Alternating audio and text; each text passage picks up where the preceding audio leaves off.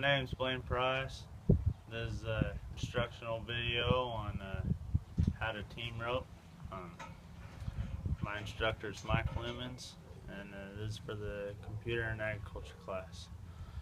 Whenever team roping, the boxes here you see back here, they're normally 16 feet, but they vary 3, 4, 5 foot forward and back. The header has to stay in the back of the box. This right here, this is your chute. This is where the cattle go. You know, and whenever the header's ready, he nods his head. The chute man lets out the steer. You gotta get them a little head start, and right here, it comes across this line. There's a rope that it tells you it connects from pole to the chute, and then you put a rope around their neck so you can tell exactly how far to let them out. And if you start too early, what happens is that rope connects here, and the rope goes in here and a pin goes through it like this. And if you start too early, it'll jerk that pin out and it'll break the strings off of the barrier. The barrier is a 3-part. You got a little rope about this size, and then the rest of it goes from that pole all the way up until right here, and you tie that rope and the little bitty rope together.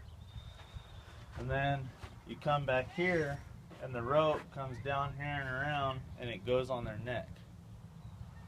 And that's how the barrier works. You'll come around here. Okay, what do they call the barrier?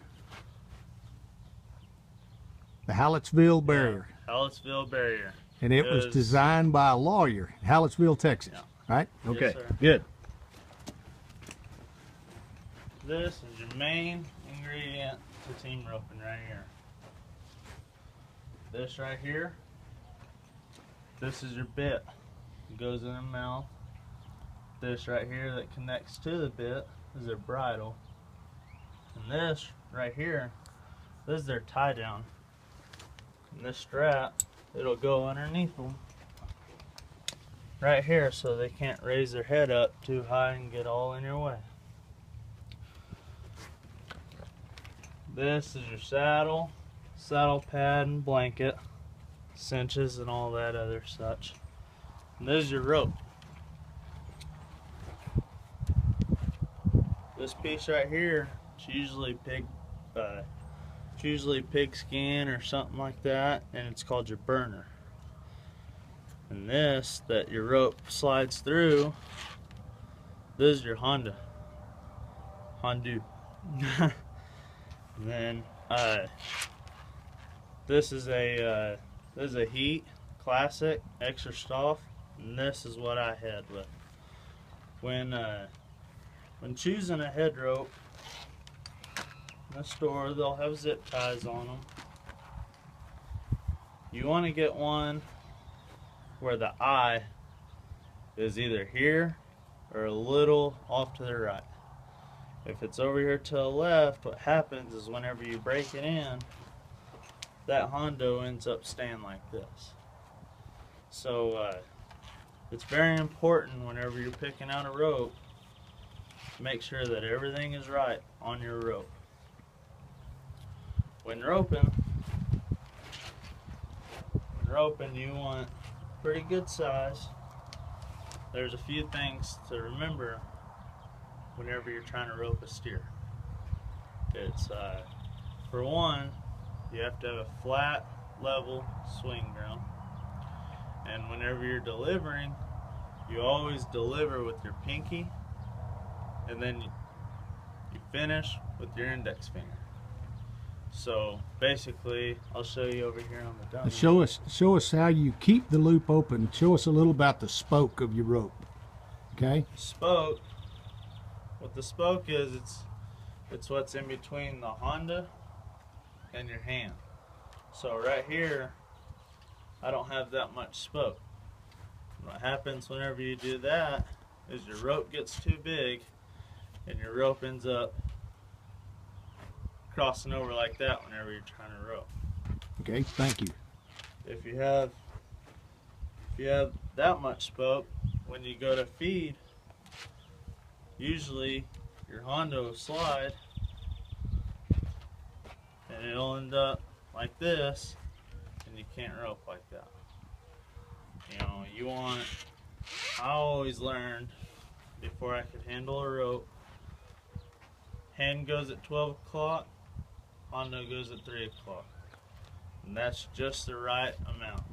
And when you're feeding, you got these two strands here, two lays. It's almost impossible to learn how to feed a rope with it laying just like this. What you want to do is whenever you get it, you want to cross this left strand over the right strand and hold it like this in your hand. And don't just grasp on it, just let it lay in your hand there. And whenever you're learning how, just kind of play with the rope at home. You can just learn how to feed. You know, whenever I first learned how to rope, I never learned how to feed until I got pretty good at catching and tip control and being able to catch horns. I then started learning how to feed. So it's not the end of the world if you can't feed a rope right now. But right here, I'll show you on this dummy. What you want this to do, you want this rope, you want it to come in and you want to cover that right horn and come over this left horn, and then you'll pull it tight. Finished finished results look a little like this.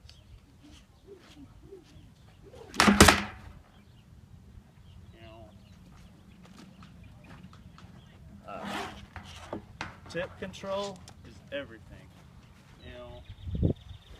Without tip control, you can't catch anything. So, I have a lot of tip control with my rope. So it doesn't matter what I do. I could be swinging just like an idiot and still catch those horns because of my tip control. When you're first starting out, the biggest deal whenever you're coming up to a steer and swinging your rope, you want that rope